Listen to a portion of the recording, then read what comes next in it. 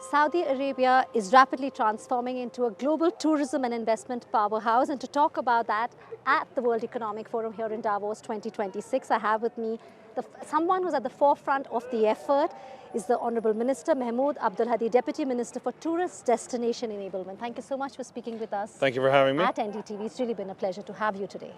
Thank you for having me. I know it's a bit cold today, but it's good. Cold, but and as the theme this year is Spirit of Dialogues, and that's what we want to do with you here today. To begin with, sir, if you can tell me, how is tourism continuing to drive the broader economic diversification and job creation under Saudi's vision of 2030? So, again, thank you very much for having me today. Vision 2030 is probably the largest transformation project I think the world has ever seen. We're working to transform a nation, to transform an economy. Historically, we have been very dependent on hydrocarbons as our main economic pillar. And when Vision 2030 came about, the whole point was to make sure that we were able to diversify away from that into a more sustainable economic structure. We looked at the assets that we had. We looked at the deserts that we were known for, but we also looked at a lot of the things that we were not necessarily known for. Our historical sites, our mountains, our shorelines, our people, the potential for our people. We are very hospitable people. All of the key building blocks for a tourism industry were there. So the decision was taken to ensure that tourism was a major part of Vision 2030. And when we looked globally, we set ourselves targets that were in line with global averages. We said we were going to become a destination attracting 100 million visitors by 2030. We were going to be contributing, or the tourism sector was going to contribute 10% of our GDP. And we were going to create 1 million additional jobs.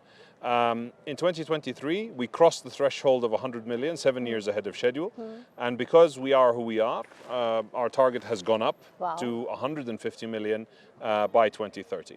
Today, we have crossed the threshold of 1 million jobs. So the target is 1.8 million jobs by 2030.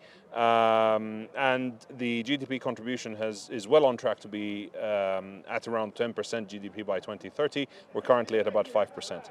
All of this means that tourism will become the second largest contributor to our domestic income, and that is going to be a major driver for diversification within the economy. Absolutely, and congratulations on reaching the milestone and going even further up. But you've spoken about tourism, but beyond hospitality and leisure, what else are you looking at? Whether it's technology, whether it's AI, whether it's transport, what else are you looking to get in there? So the sectors that you mentioned are very important. I mean, one needs to understand that tourism is a very cross-cutting sector. If a visitor decides that they are going to go on a business trip or a holiday, it starts with the booking platform. It starts with transport to the airport. It goes through getting through the airport, getting on a plane, arriving at your destination, exiting the airport. The entire journey. It's the entire value chain. So it's not just the hospitality piece. And what we're focused on doing is making sure that from a visitor experience perspective, that whole experience is as seamless as it can be, and that it contributes to the well-being of the traveler, because ultimately a stressful travel journey means that you will not have a pleasant experience. And then the second thing, of course, is to activate the parts of the economy in those areas in order to make sure that we are creating the jobs and that we're creating the direct economic contribution in the sector. Again, economic contribution is extremely important. We measure the spend in the sector. Last year alone, again, we crossed the 100 million earlier, but we're now at 120 million for 2025, and that has generated an $80 billion spend in the economy, and that's direct spend from the whole tourism value chain. Okay, great. But I also want to ask you about, the Giga-projects, which we are all hearing about, like the NEOM, you have the Red Sea Global and the Diriyah Gate. Yes. How are they shaping Abu Dhabi's global tourism industry? Tell us a little bit about these projects. So within Saudi Arabia, not Abu Dhabi. So for Saudi Arabia's tourism sector, you need to understand that we started from a very simple base. It was mainly focused on religious tourism. We didn't have much leisure. There was a lot of business travel, and the split was roughly 60-40 in favor of religious to non-religious in 2019 and before that. So that's our historical split. The state or the government made the decision that they were going to, because we needed to accelerate the development, we looked at how we were developing the sector into two parts. There was going to be a government-led part, and again that had two parts, and then there was going to be a private sector-led part. The government-led part of it was actually taking on the development risk for these destinations. So the projects that you mentioned, the giga-projects like Diriyah, Neom, the Red Sea, others in Jeddah, Qiddiya, these projects have a major tourism component within them. And these projects were developed by state enterprises, whether directed by the government or through the Public Investment Fund or through their own vehicles, because they were high risk. And because we needed them in a relatively short space of time. So the government decided to take that on and execute it. The objective was to set the benchmark for what tourism needs to look like in Saudi Arabia and probably the world, because we were starting from scratch. The second part of what the government was doing was enabling that private sector through regulatory reform, through incentivization programs that worked in the right way, and through other tools that we use within the government to ensure that the private sector would be able to come in and successfully invest in this space. Now we come to the second part, which is the role of the private sector. Initially, the private sector did not invest heavily in this space, and what we can say that over the last 5 years, we've managed to attract over 50 new brands into the kingdom. There are 44 brand new investors, people who've never invested in this space, Saudi investors who have come in and converted and come into the Saudi hospitality tourism space. The pipeline of hotels between now and 2030 is over 260,000 keys. Roughly 50% is coming from the private sector. So both the private sector and the government sector are playing complementary roles in developing the tourism offering in the kingdom. And if I can ask you, what really are the investment opportunities in Saudi at this point? So it's a very big country. Saudi Arabia is almost as large as India geographically, and we have almost as much diversity. So we've got opportunities across the board, whether you're looking to and I'm going to talk about opportunities in two ways. One is for investment and the other is to visit. So from an investment perspective, we have opportunities in desert destinations, resorts, activations, restaurants, F&B, retail. So hospitality in the hospitality plus. Plus adventure. And then you can take that offering and tailor it to a mountain destination or tailor it to a resort destination on the sea. Or it's a culture and heritage destination. Places like Al-Ula, who have ruins of societies that have been there for over 1,000 years. You can tailor it to a religious visit in Mecca or Medina. So the opportunities are huge. When it comes to visitation or visitors, again, the opportunity to visit and explore Saudi Arabia is massive.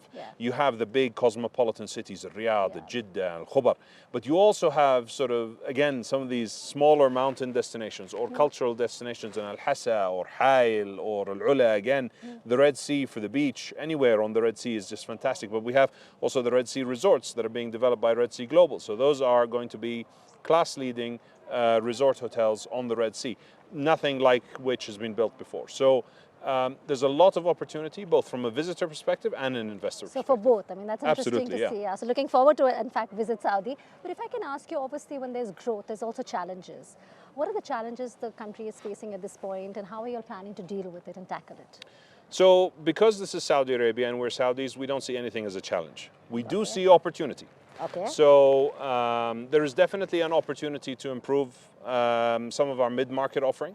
We're very much focused on attracting the right type of visitors into the kingdom, because it's less about the number of visitors, it's more about the amount of spend that comes in. So you're looking and we want, and in order to make that spend the right spend, we need to have the right product, and it needs to be tailored to our source markets in order to get the maximum benefit out of it.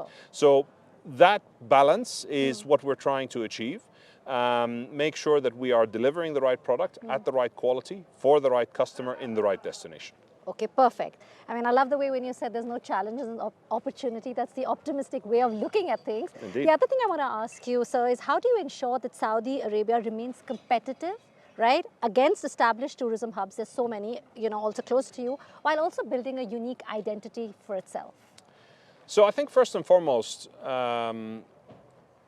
we don't look at it from a competition or competitiveness perspective. Okay. What we have to offer is complementary to everything else in the region. It is different. We are very much focused on the authenticity of our offering. We're very much focused on making sure that the Saudi identity comes through in everything that we do, whether it comes to the visual identity of the destinations, whether it, or going down to the level of the service that is being provided by Saudis in these hospitalities. Hotels or facilities or restaurants or even the service at the airport and the way people are welcomed in. All of that gives us that unique flavor of it being Saudi. And then within Saudi, you have also the unique flavor of each destination.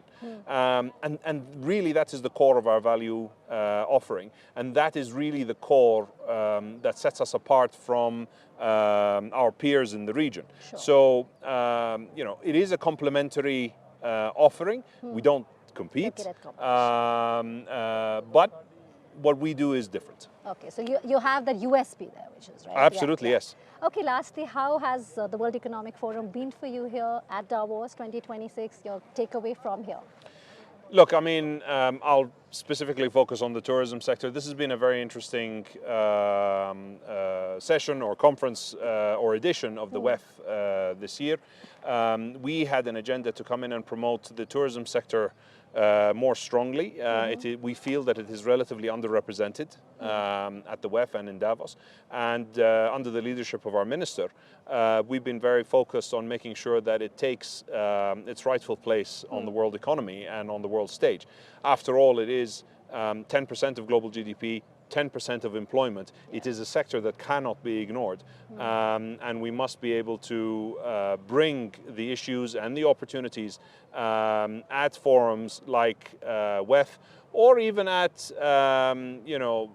something like what we do, which is we've inaugurated a conference in Riyadh last year called Tourize, and the main objective is to discuss these global issues, to understand how we can bring the sector together, how government and private sector can work together to deliver on healthy and sustainable growth and mitigate any risks that may come in from the sector. So it's been very exciting.